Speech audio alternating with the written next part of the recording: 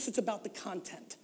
And all the action right now is in the context. Let me explain. Everybody looks at social networks, and this is probably the smartest thing I'm going to say, so maybe if you're going to pay attention, just listen to this one statement. Everybody, 99% of the people out there, and I spend all my time looking at all this stuff, are looking at social networks as distribution. You're doing something somewhere else, and then you're using the tweet to drive towards it. You're using the Facebook status update to drive towards it. We default into thinking that social networks are distribution because we treat it like email. To really win in the world that we're all about to embark into, we need to start respecting all these platforms. And when I say social networks, I'm just using that as a general term to any websites where people actually spend time, right? And even better if we actually have an ability to create a profile on it and be part of the conversation, right? And so we have to start respecting the context and the nuances of the room.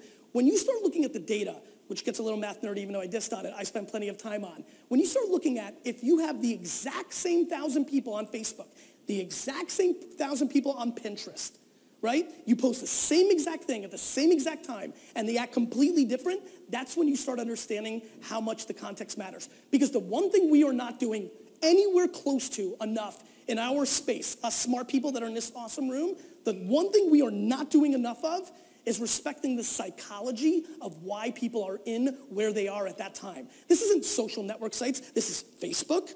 This is Pinterest. This is Instagram. This is Vine, Tumblr. They're very, very, very different. When you are on Facebook, that's an all-encompassing awareness around your social graph. When you're on Pinterest, your psychology is intent to buy or aspiration to buy. You need to be storytelling differently in those platforms. We have to be giving them different visuals that are mapped to the psychology, not to the number of users that are there, not to why.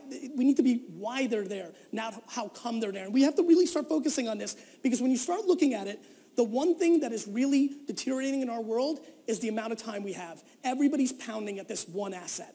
It's the one asset that none of us are going to get more of, and the battle, the supply and demand of attention is completely out of control.